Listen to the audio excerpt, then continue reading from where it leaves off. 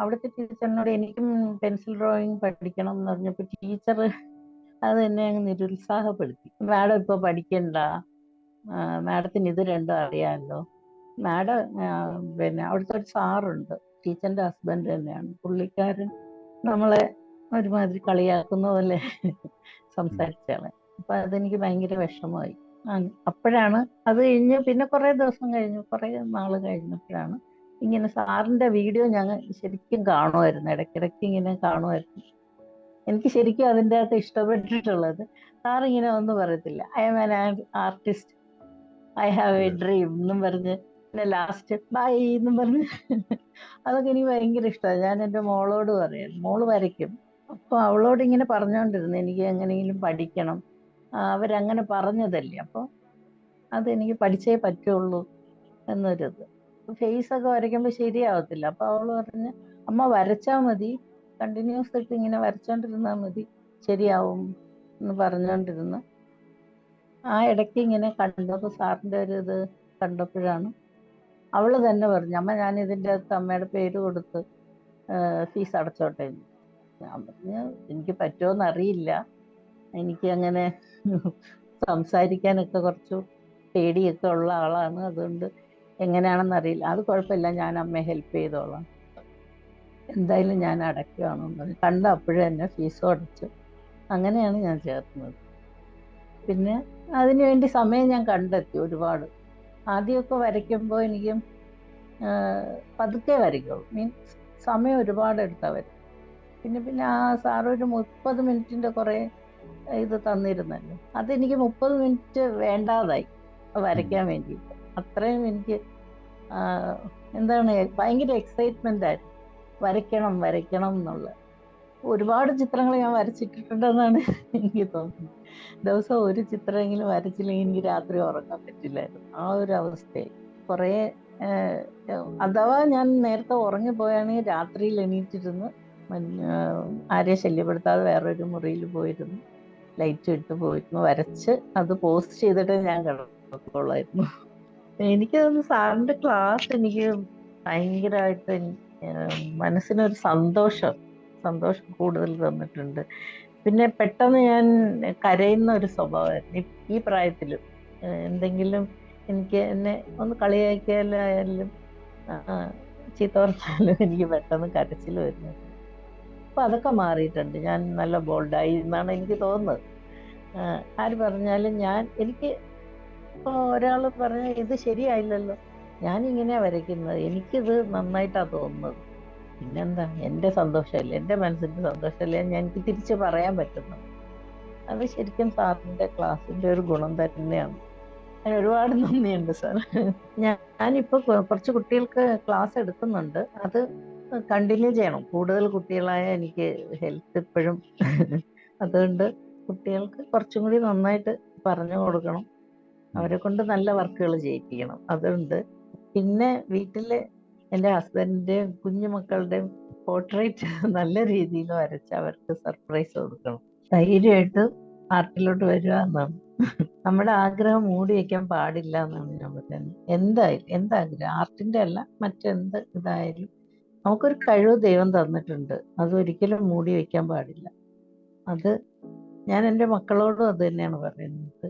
എൻ്റെ പഠിക്കാൻ വരുന്ന ഈ കുഞ്ഞുങ്ങളോട് ഞാൻ പറയുന്നതാണ്, നിങ്ങൾക്ക് വരയ്ക്കാൻ പറ്റും, പറ്റില്ല എന്ന് പറഞ്ഞ ഒരു പടം മാറ്റി വെക്കാൻ പാടില്ല.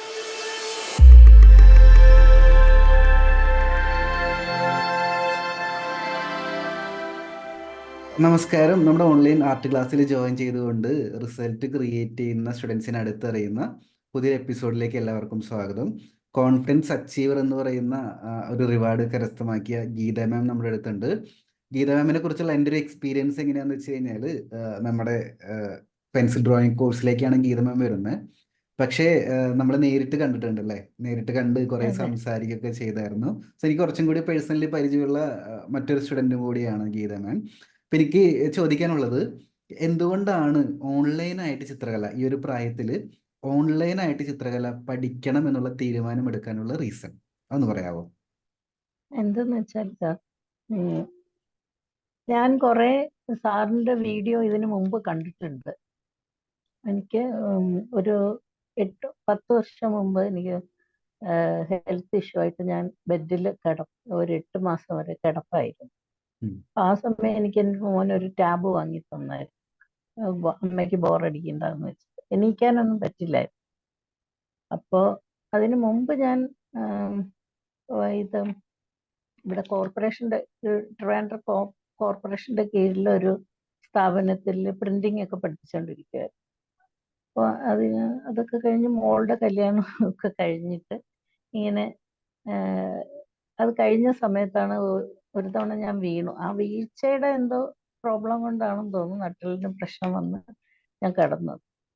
അപ്പൊ ആരും വിചാരിച്ചില്ല ഞാൻ എണീറ്റ് നടക്കുന്നു. അപ്പോൾ ശരിക്കും ഞാൻ ഈ യൂട്യൂബിൽ വരയ്ക്കുന്നത് ഇങ്ങനെ കൊച്ചിലെ ശരിക്കും വരയ്ക്കുമായിരുന്നു.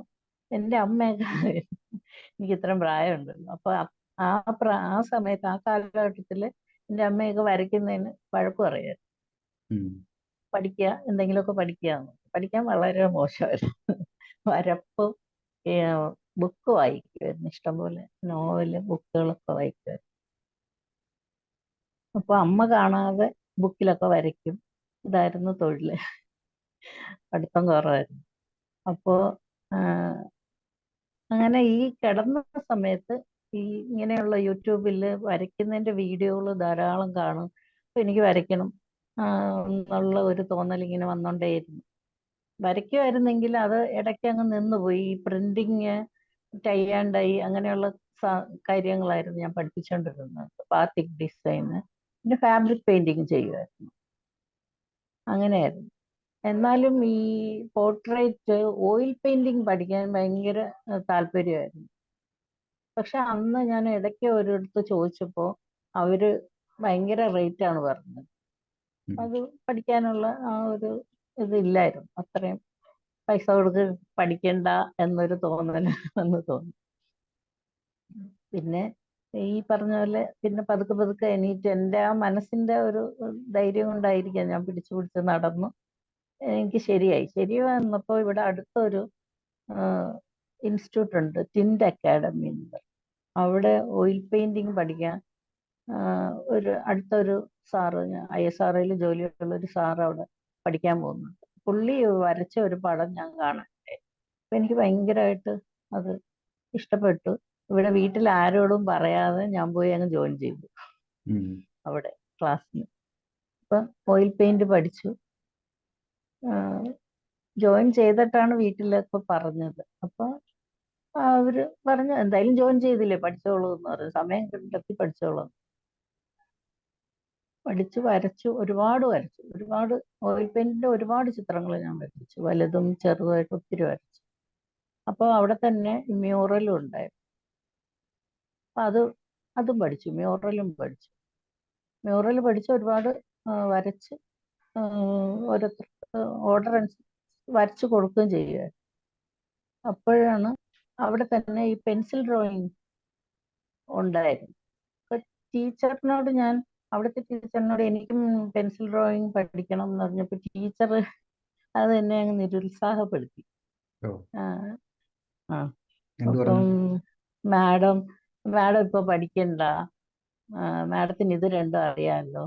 മാഡം പിന്നെ അവിടുത്തെ ഒരു സാറുണ്ട്, ടീച്ചറിന്റെ ഹസ്ബൻഡ് തന്നെയാണ്. പുള്ളിക്കാരൻ നമ്മളെ ഒരുമാതിരി കളിയാക്കുന്ന പോലെ സംസാരിച്ചാണ്. അപ്പൊ അതെനിക്ക് ഭയങ്കര വിഷമമായി.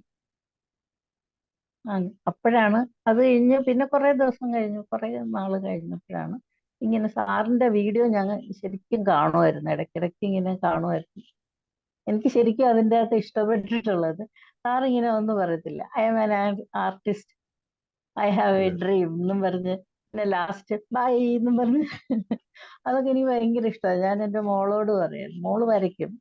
മോള് ഇത് എന്താണ് 3D ആനിമേഷനൊക്കെ പഠിച്ചിട്ടുണ്ട്. അവൾ അതിന്റെ വർക്കാണ് ചെയ്യുന്നത്. അപ്പൊ അവളോട് ഇങ്ങനെ പറഞ്ഞുകൊണ്ടിരുന്നു എനിക്ക് എങ്ങനെയെങ്കിലും പഠിക്കണം, അവരങ്ങനെ പറഞ്ഞതല്ലേ, അപ്പൊ അതെനിക്ക് പഠിച്ചേ പറ്റുള്ളൂ എന്നൊരിത്.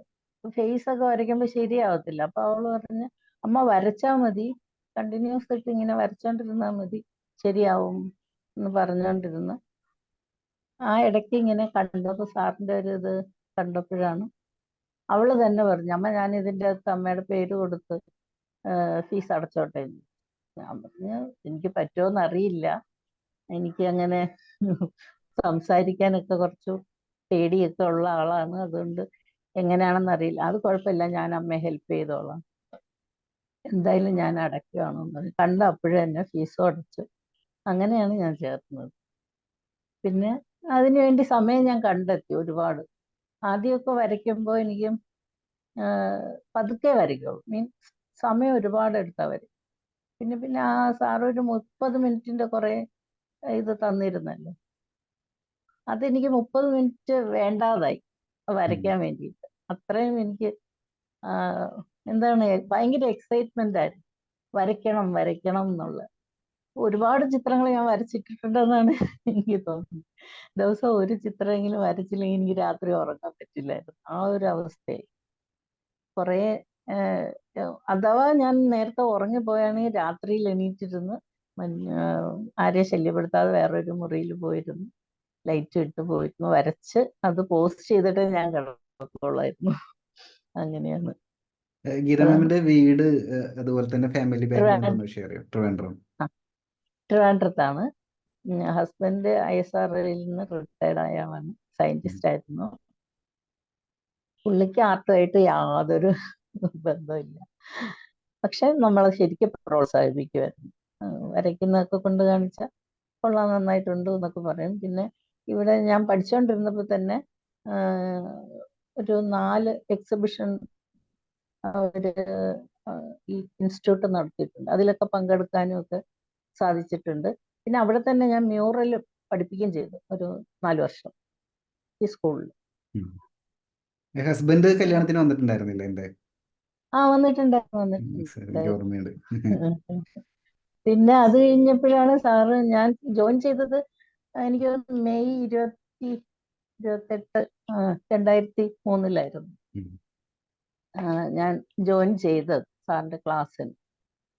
അപ്പോൾ അത് കഴിഞ്ഞിട്ട് ഇപ്പൊ എനിക്ക് സാറിനെ കാണണം, ഞാൻ എൻ്റെ മോളോട് ഇങ്ങനെ പറഞ്ഞുകൊണ്ടിരിക്കുക എനിക്ക് സാറിനെ എന്തെങ്കിലും കണ്ട് പരിചയപ്പെടണമെന്ന് പറഞ്ഞു. അങ്ങനെ ഇരുന്നപ്പോഴാണ് അവിടെ എക്സിബിഷൻ വെച്ചിരുന്നല്ലോ, അതെ, എറണാകുളത്ത്. സ്റ്റുഡൻസിന്റെ. അതെ, അതെ. ആ, അതെ അതെ അതെ അതെ. അപ്പോ റിസ്ക് എടുത്താണ് വന്നത്. അപ്പൊ എന്റെ കൂടെ വരാൻ ആരും ഇല്ലായിരുന്നു. പുള്ളിക്ക് ഈ ദൂരെ യാത്ര ചെയ്യുന്നതൊക്കെ മടിയായിരുന്നു. അപ്പൊ വേണോ വേണോ എന്ന് ചോദിച്ചു. ഞാൻ പറഞ്ഞു ഞാൻ തനിയെ പോകും എന്ന് പറഞ്ഞു. പിന്നെ 2 കസിൻസിനെ എൻ്റെ കൂടെ വിട്ട് അങ്ങനെയാണ് ഞാൻ വന്നന്ന് സാറിനെ കണ്ടത്, പരിചയപ്പെട്ടത്. പിന്നെ 2 മക്കളാണ്, ഒരു മോളും മോനും. മോൻ ഇവിടെ ടെക്നോ പാർക്കിൽ IT ആണ്. മോള് ഇതാ അടുത്ത ആഴ്ച ദുബായിൽ ജോലിയായിട്ട് പോകാനായിട്ട് നിൽക്കുന്നു. പുള്ളിക്കാരത്തി മോഷൻ ഗ്രാഫിക്സ് ഉണ്ടല്ലോ, മോഷൻ. അതെ, അതെ. ആ, അറിയാം, അറിയാം. അതെ, അതാണ് ചെയ്യുന്നത്. ഉം. അത്രയാണ്.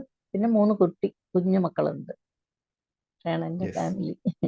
ഒരുപാട് സന്തോഷം. ഗീത മാം മ്യൂറൽ പെയിന്റിംഗ് ഇപ്പോഴും ചെയ്യുന്നുണ്ടോ? ഇപ്പൊ എന്തൊക്കെ ആ, ടൈപ്പ് ആർട്ട് ഇപ്പോഴും വർക്കാ ചെയ്യുന്നത്? ചെയ്യുന്നുണ്ട്. ഞാൻ ഞാൻ oil, mural, acrylic, water colour, ഇപ്പൊ പെൻസിൽ, ഇത് കളർ പെൻസിൽ, ഇത്രയും ചെയ്യുന്നു. എല്ലാ കോളം തികഞ്ഞില്ല. പണ്ട് പിന്നെ സ്കൂളില് ഇതുണ്ട്. പെൻസിൽ പഠിക്കണമെന്ന് ആഗ്രഹിച്ച് പോയ സമയത്ത് കിട്ടിയ അപമാനത്തിന്റെ പുറത്ത് വാശിപ്പുറത്തെല്ലാം പഠിച്ചെടുത്തു അല്ലേ? അതെ അതെ. പിന്നെ ഇത് കോഫി പെയിന്റിങ്, അതും ഉം. ചെയ്യുന്നുണ്ട്. അത് ഞാൻ അവിടുന്ന് ആ ടീച്ചറിന്റെ അടുത്ത് നിന്ന് തന്നെ പഠിച്ചതാ. ഞാൻ മറ്റുള്ളവർ വരയ്ക്കുമ്പോൾ ഞാൻ വരയ്ക്കാതെ അവര് വരയ്ക്കുന്ന, അല്ലെങ്കിൽ ടീച്ചർ വരച്ചിട്ട് കൊടുക്കുന്നത് കണ്ടു നിൽക്കും. എനിക്കത് കണ്ടു നിൽക്കുമ്പോൾ പിന്നെ വീട്ടിൽ വന്നിട്ട് ഞാനത് പ്രാക്ടീസ് ചെയ്യുമായിരുന്നു. ഞാൻ അങ്ങനെയാണ് ഞാൻ ഈ വാട്ടർ കളറൊക്കെ പഠിച്ചത്. ഞാൻ ഒബ്സർവ് ചെയ്തൊരു കാര്യം, പെൻസിൽ ഡ്രോയിങ് കുറെ പഠിച്ചെത്തിയ സമയത്ത് മാമിന്റെ പെയിന്റിങ്ങിലും കുറച്ചും കൂടി ഒരു ക്ലാരിറ്റി വന്ന പോലത്തെ ഒരു ഫീൽ ഉണ്ട്. അതെങ്ങനെ അതെ. എക്സ്പീരിയൻസ് ചെയ്യുന്നുണ്ടോ? അങ്ങനെ വ്യത്യാസം ആ, തോന്നിയിട്ടുണ്ടോ? ഉണ്ട് ഉണ്ട് ഉണ്ട് ഉണ്ട്. എന്തായിരിക്കും അതിന്റെ റീസൺ?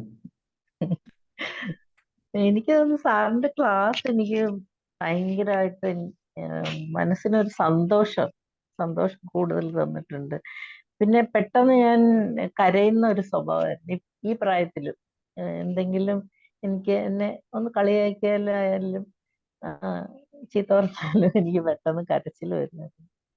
ഇപ്പൊ അതൊക്കെ മാറിയിട്ടുണ്ട്. ഞാൻ നല്ല ബോൾഡായി എന്നാണ് എനിക്ക് തോന്നുന്നത്. ആര് പറഞ്ഞാലും എനിക്ക് ഇപ്പൊ ഒരാൾ പറഞ്ഞ ഇത് ശരിയായില്ലല്ലോ, ഞാൻ ഇങ്ങനെ വരയ്ക്കുന്നത്, എനിക്കിത് നന്നായിട്ടാ തോന്നുന്നത്. പിന്നെന്താ, എന്റെ സന്തോഷമല്ലേ, എന്റെ മനസ്സിന്റെ സന്തോഷമല്ലേ എനിക്ക് തിരിച്ചു പറയാൻ പറ്റുന്നത്. അത് ശരിക്കും സാറിന്റെ ക്ലാസ്സിന്റെ ഒരു ഗുണം തന്നെയാണ്. അതിന് ഒരുപാട് നന്ദിയുണ്ട് സാർ. എൻ്റെ കരിയറിന്റെ സ്റ്റാർട്ടിങ്ങിൽ ഞാൻ ഏറ്റവും അനുഭവിച്ച ഏറ്റവും ഡിഫിക്കൽട്ട് ഏരിയ ആയിരുന്നു അത്. മറ്റുള്ളവർ പറയുന്ന കാര്യങ്ങൾ കേൾക്കുമ്പോൾ, കാരണം ആർട്ട് എന്ന് പറയുന്നത് പാഷന്റെ പുറത്താണ് ചെയ്യുന്നത്. നമ്മുടെ ഹാർട്ടാണ് അതെ ശരിക്കും നമ്മുടെ ഓരോ ആർട്ടും. അപ്പൊ അതെ ആരെങ്കിലും ചെറിയൊരു വാക്കൊക്കെ പറയുമ്പോൾ ചിലപ്പോൾ നമ്മുടെ ഉള്ളിൽ കൊള്ളും, അത് ഭയങ്കര പ്രശ്നമാണ്. പ്രത്യേകിച്ച് നമ്മളൊരു ആർട്ടിസ്റ്റ് ആവണം എന്നൊക്കെ ആഗ്രഹിച്ച് ഒരുപാട് കാര്യങ്ങൾ ആത്മാർത്ഥതയോട് ചെയ്യുന്ന സമയത്ത് എന്തെങ്കിലും ഒരു വാക്ക് പറയുമ്പോൾ നമ്മൾ ഭയങ്കര ഒരു 5-6 മാസമൊക്കെ അതിന്റെ ബാക്കിൽ പോയി കിട്ടും. അതെ അതെ അപ്പോ ഞാൻ പിന്നീട് അങ്ങനെ കോഴ്സ് ക്രിയേറ്റ് ചെയ്ത സമയത്ത് ഞാൻ ആലോചിച്ചു, സ്റ്റുഡൻസിനും അങ്ങനെ ഒരു സിറ്റുവേഷൻ വരികയാണെങ്കിൽ നമുക്കത് ഹാൻഡിൽ ചെയ്യാൻ പറ്റണമല്ലോ. അതുകൊണ്ടാണ് വീക്ക്ലി മീറ്റിംഗിൽ മാക്സിമം നമ്മൾ മോട്ടിവേറ്റ് ചെയ്യുന്നതും, കൂടാതെ സപ്പോർട്ടീവായിട്ട് മറ്റുള്ള സ്റ്റുഡൻസിനെ കൂടി ഉൾപ്പെടുത്തി ഫേസ്ബുക്ക് ഗ്രൂപ്പ് നമ്മൾ ക്രിയേറ്റ് ചെയ്യുന്നത്. ഓട്ടോമാറ്റിക്കലി നമുക്ക് തന്നെ ഒരു അതെ. കോൺഫിഡൻസ് ഞാൻ ആവും, ഇത്ര ആ പേര് നമ്മളൊപ്പം ഉണ്ടല്ലോ. ഫേസ്ബുക്കില് ആരുടെ ചിത്രം കണ്ടാലും ഞാൻ അതിനെ സപ്പോർട്ടായിട്ട്, ഇത്തിരി മോശമാണെങ്കിൽ നമുക്ക് തോന്നും ഇത്തിരിയും കൂടി ശരിയാവാനുണ്ടെന്ന് തോന്നുമെങ്കിൽ ഞാൻ ഒരിക്കലും നെഗറ്റീവായിട്ടുള്ള അങ്ങനെ പറയാറേ ഇല്ല. കാരണം എനിക്ക് ഒരു വേദന വരുന്ന പോലെ ആയിരിക്കുമല്ലോ അതെ അതെ. മറ്റൊരാൾക്കും വരുന്നത്. അതുകൊണ്ട് ഞാൻ ഒരിക്കലും അങ്ങനെ നന്നായിട്ടുണ്ട് എന്ന് എപ്പോഴും ഇടാറുള്ളൂ. എല്ലാവരും ഇമ്പ്രൂവ് ആയിട്ട് വരും, ടൈം എടുത്തത്. കാരണം കൃത്യമായിട്ടുള്ള അതെ മെത്തേഡ് ആൻഡ് ടെക്നിക്സ് ആണ് പഠിക്കുന്നത്. അതെ അതെ പ്രാക്ടീസും കൂടി ഉണ്ടെങ്കിൽ ടൈം എടുക്കുന്നു മാത്രമേ ഉള്ളൂ. എല്ലാവരും അതെ. ഇമ്പ്രൂവ് ആയിട്ട് വരും. യെസ്, അപ്പൊ ഇതാണ് നമ്മൾ അന്ന് നേരിട്ട് കണ്ട ആ ചിത്രം. അതെ എക്സിബിഷൻ കാണാൻ വന്നല്ലേ? അതെ അതെ അതെ. Yes yes yes. മാം ഒരുപാട് പ്രാക്ടീസ് ചെയ്യുന്നുണ്ടെന്ന് മനസ്സിലാവുന്നുണ്ട് നമ്മുടെ കോഴ്സ് കണ്ട്, ഡ്രോയിങ് എല്ലാം. അപ്പോൾ ഈ പറയുന്ന പോലെ പണ്ട് പഠിക്കാൻ പറ്റാത്തതിന്റെ വിഷമം അതെ. ശരിക്കും തീർക്കുന്നുണ്ട് കോഴ്സിൽ. മറ്റേ ടൈ ആൻഡ് ഡൈ ആണ്, ഇടയ്ക്കൊന്നും കണ്ടില്ലേ? ആ, ഞാൻ ആ ശ്രദ്ധിച്ചായിരുന്നു. ടൈ രണ്ട് മൂന്ന് അതാണ് ഞാൻ തവണ പോസ്റ്റ് ചെയ്തിട്ടുണ്ടല്ലോ പഠിപ്പിച്ചോണ്ടിരുന്നത്. അല്ലേ? യെസ്, ഇതല്ലേ? ഇത് ഇത് ഇത്. ഇതാണ് പഠിപ്പിച്ചുകൊണ്ടിരുന്നത്. ഇത് ഇത്. ഇപ്പോഴും പഠിപ്പിക്കാലോ, എന്ത് പറ്റി? ആ ഡൈ ഒക്കെ കിട്ടാൻ ഇപ്പൊ പ്രയാസമാണ് കുറച്ച്. ഡൈ ഒക്കെ ഞാൻ പിന്നെ ഒപ്പിച്ചു തരാം, നമ്മുടെ ഷോപ്പിലുണ്ട്. ഈ ഇതിന്റെ ഡൈ ഒക്കെ അല്ലേ? ആ, ഡൈ ഒക്കെ കിട്ടും. ഡൈ കിട്ടും, ആ ഇത് സെറ്റായിട്ട് വാങ്ങാൻ കിട്ടും. ആ, ആ ആ ഡ്രസ്സ് ആ. അടക്കം കിട്ടും, ടീഷർട്ട് അടക്കം അത് കിട്ടും. ശരി.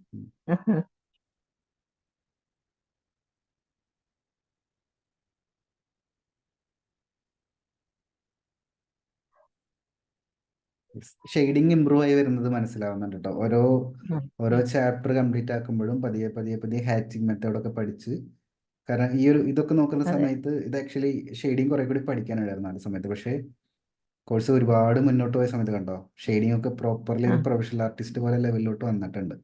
അതാ ടെക്നിക്സ് മെത്തേഡ്സ് പഠിക്കുന്നതിന്റെ ബെനിഫിറ്റാ. യെസ്, ഞാൻ അതൊക്കെ ഒരു എക്സലന്റ് പാഠം വർക്ക്. തന്നെ കുറെ തവണ റിപ്പീറ്റ് ചെയ്ത് കേൾക്കാറുണ്ട്. എന്റെ റിസൾട്ട് കാണുന്നുണ്ട്. എന്ത് സബ്ജക്റ്റാ കൂടുതൽ വരയ്ക്കാൻ ഇഷ്ടം? എനിക്കോ, ഞാൻ ഉം, പെട്ടെന്ന് വരയ്ക്കുന്നത് ലാൻഡ്സ്കേപ്പാണ്.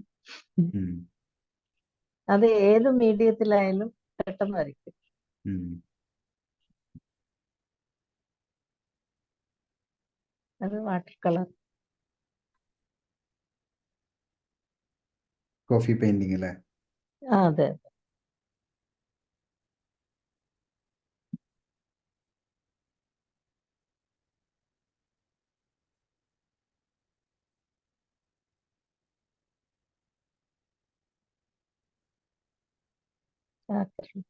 നന്നായിട്ടുണ്ട്. ലാസ്റ്റ് ലേറ്റസ്റ്റ് വർക്കിലോട്ട് കിടക്കുന്ന സമയത്ത് കണ്ടോ, ഒരു ലെവൽ കഴിഞ്ഞാൽ പെട്ടെന്ന് ഒരു വ്യത്യാസം, നല്ല ഇമ്പ്രൂവ്മെന്റ്. കാരണം ഈ ഒരു ആർട്ട് വർക്കൊക്കെ നല്ല പ്രൊഫഷണൽ രീതിയിൽ തന്നെ വരച്ചിരിക്കുന്നത്. ഷെയ്ഡൊക്കെ ഒബ്സർവ് ചെയ്ത്, ഓരോ ലീഫിന്റെ പാറ്റേൺ ഒബ്സർവ് ചെയ്ത്, സമയമെടുത്ത് നല്ല റിസൾട്ട് ഉണ്ട്. Thank you sir.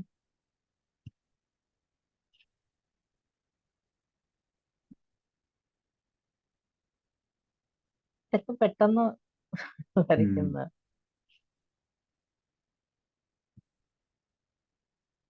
Colour pencil use ചെയ്യുമ്പോൾ ഇത്തിരി കൂടി ആ സ്മൂത്ത് ആയിട്ടുള്ള, ഒരുപാട് സ്മൂത്ത് വേണ്ട, പക്ഷെ ഇതിനേക്കാളും ആ ഒരു പൊടിക്ക് സ്മൂത്ത് ആയിട്ടുള്ള പേപ്പർ യൂസ് ചെയ്യുകയാണെങ്കിൽ ഈ വൈറ്റ് ഡോട്ടൊക്കെ നമുക്ക് ഒഴിവാക്കി കിട്ടും കേട്ടോ.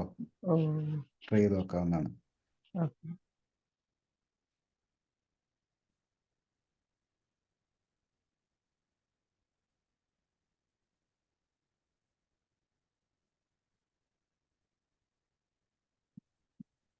നമുക്ക് ഇത്തരത്തിലുള്ള ബ്ലാക്ക് ബാക്ക്ഗ്രൗണ്ട് ചെയ്യാനേ ചാർക്കോൾ പൗഡർ ആ യൂസ് ചെയ്യാം. ചാർക്കോൾ പൗഡർ വാങ്ങാനായിട്ട് കിട്ടും. ആ പഞ്ഞിയിൽ ഡിപ്പ് ചെയ്തിട്ട് അമർത്തി ഇങ്ങനെ ആക്കുകയാണെങ്കിൽ ഇത്തരത്തിൽ ബ്ലാക്ക് ബാക്ക്ഗ്രൗണ്ട് കിട്ടും. ചാർക്കോൾ യൂസ് ആ ചെയ്തിട്ടുണ്ടോ? ചാർക്കോൾ പെൻസിൽ വാങ്ങിയിട്ടുണ്ട്, ഇതുവരെ യൂസ് ചെയ്തില്ല. യൂസ് ചെയ്ത് നോക്കിക്കോ. യൂസ് ചെയ്യുന്ന സേഫ് സോൺ പിടിക്കണമെങ്കിൽ, സേഫ് ആയിട്ട് യൂസ് ആ ചെയ്യണമെങ്കിൽ ഇത്തരത്തിലുള്ള ചിത്രങ്ങൾ ആ വരയ്ക്കുന്ന സമയത്ത് ഫുൾ ബ്ലാക്ക് ആയിട്ട് തോന്നുന്ന ഭാഗങ്ങൾ മാത്രം ചാർക്കോൾ ഉപയോഗിച്ച് ചെയ്യുക. ഓ, ബാക്കിയൊക്കെ നോർമൽ പെൻസിൽ. അവിടെ ശ്രദ്ധിക്കേണ്ട കാര്യം, നോർമൽ പെൻസിൽ ഷെയ്ഡിന്റെ മുകളിൽ ചാർക്കോൾ പിടിക്കില്ല. ഇങ്ങനെ പിടിക്കില്ല, ചെയ്തിട്ട് അതെ. ഇതിന്റെ മുകളിൽ പിടിക്കില്ല, പക്ഷെ ആ ഡയറക്റ്റായിട്ട് അപ്ലൈ ചെയ്യാം. ഓ അപ്പൊ ആ ഭാഗങ്ങൾ ഒഴിച്ചിട്ടിട്ട്, ബ്ലാക്ക് ഉള്ള ഭാഗങ്ങൾ ഒഴിച്ചിട്ടിട്ട് ലാസ്റ്റ് ചാർക്കോൾ പെൻസിൽ ഉപയോഗിച്ചിട്ട് ഫില്ല് ചെയ്യുകയാണെങ്കിൽ കുറെ കൂടി ഡെപ്ത് നമ്മുടെ ഡ്രോയിങ്ങിൽ കിട്ടും, കുറെ കൂടി ബെറ്റർ റിസൾട്ട് തോന്നും. അതുപോലെ ആ ഉം, കുട്ടിയുടെ ഒക്കെ ചെയ്തതിൽ ഈ ഉം. പറയുന്ന ബാക്ക്ഗ്രൗണ്ട് ഒന്ന് ബ്ലാക്ക് ആക്കി കഴിഞ്ഞാൽ കുറച്ചും കൂടി മികച്ച ഫീൽ ആവും. പിന്നെ ചുണ്ടിൻ താഴെ കുറച്ചും കൂടി ഷെയ്ഡ് ചെയ്യാനുണ്ട്, അപ്പർ ലിപ്പിന്റെ ആ, ഷെയ്ഡ് ചെയ്യാനുണ്ട്, അതെ. അത്രയൊക്കെ ഉള്ളൂ. അപ്പൊ ആ ടൂളൊന്ന് അപ്ഗ്രേഡ് ചെയ്തോളൂ, ചാർക്കോൾ യൂസ് ചെയ്ത് തുടങ്ങി ഇപ്പൊ ധൈര്യമായിട്ട്. ആ യെസ്. അടുത്തൊരു 1 ഇയർ ഗോൾ സെറ്റ് ചെയ്യാൻ പറഞ്ഞു കഴിഞ്ഞാൽ എന്താ പെട്ടെന്ന് മനസ്സിലോട്ട് വരുന്നത്? ഞാനിപ്പോ കുറച്ച് കുട്ടികൾക്ക് ക്ലാസ് എടുക്കുന്നുണ്ട്. ഉം. അത് കണ്ടിന്യൂ ചെയ്യണം. കൂടുതൽ കുട്ടികളായ എനിക്ക് ഹെൽത്ത് ഇപ്പോഴും അതുകൊണ്ട് ഉം, കുട്ടികൾക്ക് കുറച്ചും കൂടി നന്നായിട്ട് പറഞ്ഞു കൊടുക്കണം. ഉം. അവരെ കൊണ്ട് നല്ല വർക്കുകൾ ചെയ്യിപ്പിക്കണം. അതുണ്ട്. പിന്നെ വീട്ടില് എൻ്റെ ഹസ്ബൻഡിന്റെയും കുഞ്ഞുമക്കളുടെയും പോർട്രേറ്റ് നല്ല രീതിയിൽ വരച്ച് അവർക്ക് സർപ്രൈസ് കൊടുക്കണം. ഇതൊക്കെയാണ് എൻ്റെ ആഗ്രഹം. എനിക്ക് ഇപ്പൊ ഏറ്റവും ഈ പെയിന്റ്, ഈ ആർട്ട് ഇത് കഴിഞ്ഞാൽ ഏറ്റവും ഇഷ്ടം കുക്കിംഗ് ആണ്.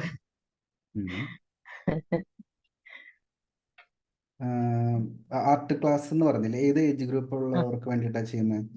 അത് ഇപ്പം വരുന്ന കുഞ്ഞു കുട്ടികളാണ്. ഈ വെക്കേഷൻ ആയതുകൊണ്ട് ഉം. ആ, ഒരു 3-ാം ക്ലാസ് മുതൽ 9-ാം ക്ലാസ് വരെയുള്ള കുട്ടികൾ. എന്തൊക്കെയാ പഠിപ്പിക്കുന്നത്?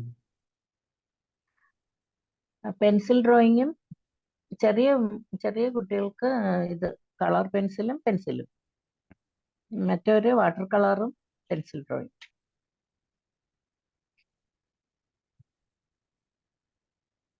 പോർട്രേറ്റ് വരച്ചിട്ട് ആർക്ക് സർപ്രൈസ് കൊടുക്കണം എന്ന് പറഞ്ഞു? ഹസ്ബൻഡിനോ? കുഞ്ഞുമക്കൾക്ക് 3 കുഞ്ഞുമക്കളുണ്ട്. ഹസ്ബൻഡിന് കൊടുക്കുന്നില്ലേ? ആ പാവം പുള്ളി കൊടുക്കണം ഈ കൊടുക്കണം. കാറിലൊക്കെ കുറെ സ്ഥലങ്ങളിൽ കൊണ്ടുപോയി. അതെ അതെ അതെ അതെ. ഞാൻ അത് നോട്ട് ചെയ്ത് വെച്ചിട്ടുണ്ട് കേട്ടോ. ഞാൻ ആക്ച്വലി അത് പറഞ്ഞ സമയത്ത് ഹസ്ബൻഡിന്റെ ടൈപ്പ് ചെയ്ത് വെച്ചിട്ടുണ്ട് അപ്പൊ തന്നെ. ആ, പിള്ളേർക്ക് വരച്ചു കൊടുക്കാം നമുക്ക്. അതെ അതെ അതെ. പുള്ളിക്കും വരച്ചു കൊടുക്കണം. ഒരു ധൈര്യം ഇതുവരെ കിട്ടിയിട്ടില്ല, തെറ്റിപ്പോയാലോ എന്നൊരു പേര്. പോർട്രേറ്റ് കുറച്ചും കൂടി പ്രാക്ടീസ് ചെയ്യുക. നമ്മുടെ സെയിം പറഞ്ഞ പോലെ തന്നെ മെഷർമെന്റ് കറക്ഷൻ എന്ന് പറയുന്ന ചാപ്റ്റർ കുറെ കൂടി ആ, അഡ്വാൻസ് പോർട്രേറ്റ് സ്കെച്ചിങ് കോഴ്സിലോട്ട് കടന്നായിരുന്നോ? കടന്നു കടന്നു. അത് കുറച്ചും കൂടി ഡെപ്തിൽ പ്രാക്ടീസ് ചെയ്യണമെങ്കിൽ ചെറിയ മെഷർമെന്റ് പതിയെ പതി ഇതൊരു പ്രാക്ടീസിന്റെ പുറത്താണ് വരുന്നത്. ഒരു ലെവൽ കഴിയുമ്പോൾ ആ, പോർട്രേറ്റിൽ അതെ അതെ. റിസൾട്ട് വരണമെങ്കിൽ പ്രാക്ടീസും കൂടി വേണം. കാരണം അവിടെ ഉം, ഒബ്സർവേഷൻ സ്കിൽ ഭയങ്കര ഇമ്പോർട്ടൻ്റ് ആണ്. ഒബ്സർവേഷൻ ഉം, സ്കിൽ ഇമ്പ്രൂവ് ചെയ്യണമെങ്കിൽ പ്രാക്ടീസ് ഭയങ്കര ഇമ്പോർട്ടൻ്റ് ആണ്. ഉം. അപ്പോൾ അതൊന്ന് ഡെപ്തിൽ പ്രാക്ടീസ് കഴിഞ്ഞാൽ എനിക്ക് പതിയെ കറക്റ്റ് ചെയ്ത് വരും. ഒട്ടും അങ്ങോട്ട് കറക്റ്റായി വരാത്തത് എന്തെന്ന് വെച്ചാൽ ഇതാണ്, ഈ പെർസ്പെക്റ്റീവിന്റെ ഉം. പെർസ്പെക്റ്റീവിന്റെ അത് കുറച്ച് പ്രയാസം തോന്നുന്നുണ്ട്. ശരിയാവുന്നില്ല. അത് എൻ്റെ മോളെപ്പോഴും പറയാറുണ്ട്, അമ്മ അത് കറക്റ്റായിട്ട് ചെയ്യ്, സാർ മനസ്സിലാവുന്നില്ലെങ്കിൽ സാറിൻ്റെ അടുത്ത് ഒന്നും കൂടി ചോദിക്കുന്നൊക്കെ പറയാറുണ്ട്. പിന്നെ പോർട്രേറ്റ് പെർസ്പെക്റ്റീവ് അത് ബിൽഡിങ് അങ്ങനത്തെ കാര്യങ്ങൾ വരുമ്പോഴാണോ? അതെ അതെ അതെ അതെ അതെ അതെ അതെ. മനസ്സിലായി. അതിനായിട്ട് എന്താ ചെയ്യേണ്ടതെന്ന് വെച്ച് കഴിഞ്ഞാൽ, ആ സിമ്പിൾ പേഴ്സ്പെക്റ്റീവ് ഡ്രോയിങ്ങുകൾ നെറ്റിൽ നിന്ന് സെർച്ച് ചെയ്യുക. ആ എന്നിട്ട് വെറുതെ ഒബ്സർവ് ചെയ്യുക. എന്നിട്ട് അത് ഏത് പേഴ്സ്പെക്റ്റീവ് ആണെന്ന് നോക്കി മനസ്സിലാക്കുക. 3 പോയിന്റ് ആണോ, 2 പോയിന്റ് ആണോ, 1 പോയിന്റ് ആണോ എന്ന് നോക്കി മനസ്സിലാക്കുക. ആ അത് മനസ്സിലാക്കിയിട്ട് പിന്നെ തിയറി ഒക്കെ മനസ്സിൽ നിന്ന് കളയാം. ഇതിന്റെ തിയറി പാർട്ടും മനസ്സിൽ ഇങ്ങനെ വെച്ച് വരയ്ക്കാൻ നോക്കുന്ന സമയത്ത് ഡബിൾ അതാണ്. മൈൻഡ് ആവും. അപ്പൊ അത് വേണ്ട. അതെ. തിയറി ആ പാർട്ട് എന്താണ്, ഏത് പോയിന്റ് പേഴ്സ്പെക്റ്റീവ് ആണെന്ന് മനസ്സിലാക്കി കഴിഞ്ഞാൽ തിയറി ആ പാർട്ട് മനസ്സിൽ നിന്ന് കട്ട് ചെയ്യുക, ഇമേജ് നോക്കുക, ഒരു പോർട്രേറ്റ് എങ്ങനെയാണ് വരയ്ക്കുന്നത് സെയിം പോലെ പേപ്പറിട്ട് വരക്കുക. അത്രയാണ് സൊല്യൂഷൻ. ആ ആ മനസ്സിലാകുന്നുണ്ടോ? അത് ആ എന്ത് പോയിന്റ് പെർസ്പെക്റ്റീവ് ആണെന്ന് നമുക്ക് മനസ്സിലാക്കാൻ വേണ്ടിയിട്ടാണ് ആ തിയറി നമ്മൾ പഠിപ്പിച്ചത്. അപ്പോൾ ആ ആ ആ നോക്കുന്ന ആള് ഉയരത്തിൽ നിന്നാണ് നോക്കുന്നത്, താഴ്ന്ന് മുകളിലോട്ടാണോ, നേരെയാണോ നോക്കുന്നത്, ആ കാഴ്ചക്കാരന്റെ രീതി എന്താണെന്ന് മനസ്സിലാക്കാനുള്ളതാണ് എന്ത് സൊല്യൂഷൻ. ബാക്കി അതെ നമ്മൾ ഒബ്സർവ് ചെയ്ത് പേപ്പറിലേക്ക് വരയ്ക്കുന്ന പ്രോസസ്സ് കണ്ടിന്യൂ ചെയ്താൽ മതി. പിന്നെ ചിലപ്പോൾ കൂടുതൽ കൺഫ്യൂഷൻ ഉള്ള ചാൻസ് ഉണ്ട്. അതെ അതെ. ഒരുപാട് ഞാൻ ഒരു ചാപ്റ്റർ തന്നെ എത്ര തവണ കണ്ടെന്ന് എനിക്കറിയില്ല, അത്ര കൂടുതൽ ഞാൻ അത് കണ്ടിട്ടുണ്ട്. അപ്പൊ തിയറി പാർട്ടെന്ന് വിട്ടിട്ട് കുറെ ഒബ്സർവ് ചെയ്തോളൂ, കുറെ ആ, പെർസ്പെക്റ്റീവിന്റെ ഡ്രോയിങ്ങുകളും കുറെ ആ, ബിൽഡിങ്ങിന്റെ ചിത്രങ്ങളും ഒക്കെ ഒബ്സർവ് ചെയ്ത് നേരെ പേപ്പറിലോട്ട് പകർത്തിയാൽ മതി. ഓക്കെ. ഇത് തന്നെയാണ് ഞാൻ പറഞ്ഞില്ലേ, പെർസ്പെക്റ്റീവിന്റെ അതെനിക്ക് അത് സാർ പറഞ്ഞു തന്നല്ലോ. പിന്നെ ഈ പോർട്രേറ്റ് അത് എനിക്കൊന്ന് ഞാൻ ഈ ഗ്രിഡ് എല്ലാരും പറഞ്ഞു, നമ്മുടെ അന്ന് ഗ്രൂപ്പ് ഉണ്ടായിരുന്നല്ലോ, അപ്പൊ ഉം. അതിൽ അവരൊക്കെ പറഞ്ഞു ഗ്രിഡ് ഇട്ട് വരയ്ക്കുന്നതാണ് നല്ലത്. പക്ഷെ എനിക്ക് ഗ്രിഡ് ഇട്ടിട്ട് ഒന്നും ശരിയാവില്ല. പിന്നെ ഈ എന്താണ് ഫ്രീ ഹാൻഡ് ആയിട്ട് വരച്ചാൽ എനിക്ക് കുറച്ചും കൂടി ശരിയാവുന്നുണ്ട്. പിന്നെ സാർ ഇപ്പൊ ഇന്നാള് സാറിന്റെ ഒന്ന് രണ്ട് വീഡിയോ കണ്ടപ്പോൾ അതില് മറ്റേ ഗൈഡ് ലൈൻ ഉം. ഉം. എത്തിച്ചേ അത് കുറച്ചും കൂടി ഈസി ആയിട്ട് തോന്നുന്നുണ്ട്. അപ്പൊ അങ്ങനെയാണ് ഞാൻ ചെയ്യുന്നത്. ഗ്രിഡ് ഇട്ട് വരച്ചിട്ട് ഒന്നും ശരിയാകുന്നില്ല, എല്ലാം പൊട്ടത്തരാന്ന് തോന്നിപ്പോയി. കരച്ചിലും വന്നു എനിക്ക്, പേപ്പറൊക്കെ കീറി കളഞ്ഞേണ്ടി വന്നു. പിന്നെ ഇപ്പൊ ഇങ്ങനെ ചെയ്തപ്പോ കുറച്ചും കൂടി ശരിയാവും. അപ്പൊ അങ്ങനെ തന്നെ ചെയ്യുന്നതായിരിക്കും നല്ലത് അല്ലേ സാർ? അങ്ങനെ തന്നെ എനിക്കാണെങ്കിലും ഗ്രിഡ് ഇടുമ്പോൾ ശരിയാവാറില്ല. ഞാനും ഗൈഡ് ലൈൻസ് ആണ് കൂടുതൽ യൂസ് ചെയ്യുന്നത്. അപ്പൊ അങ്ങനെ ചെയ്താൽ മതി. പിന്നെ പ്രാക്ടീസ് ഇപ്പൊ കുറവാണ് കുറച്ച്, അതുകൊണ്ടായിരിക്കാം അല്ലേ, ശരിയായി വരും. കൺസിസ്റ്റന്റ് ആയിട്ട് പ്രാക്ടീസ് ചെയ്യാൻ നോക്കിയാൽ മതി. അതായത് ആ, ഒരു മാസം ഒരുപാട് ഈ ജിമ്മിൽ പോകുന്ന പോലെ തന്നെ. ഇപ്പൊ ചിലർ ആ, വിചാരിക്കും വെക്കേഷൻ അല്ലേ, ജിമ്മിൽ പോയിട്ട് അങ്ങ് മസിൽ ഉരുട്ടിക്കേട്ട നടക്കില്ല.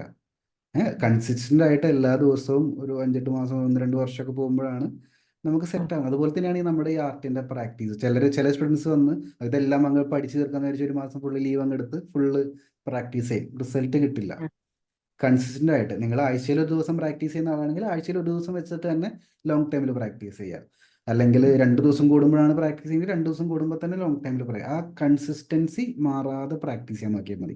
പിന്നെ ലോങ് ബ്രേക്കുകൾ മാക്സിമം ഒഴിവാക്കാൻ നോക്കുക. ഷോർട്ട് ബ്രേക്ക് എടുക്കുന്നത് കുഴപ്പമൊന്നുമില്ല, ലോങ് ആയിട്ടുള്ള ബ്രേക്കുകൾ ഒഴിവാക്കാൻ നോക്കുക. അങ്ങനെ ചെയ്ത് കഴിഞ്ഞാൽ അങ്ങനെ പതിയെ ചെയ്യാറില്ല, എനിക്കത് പറ്റില്ല. അത് ഉം.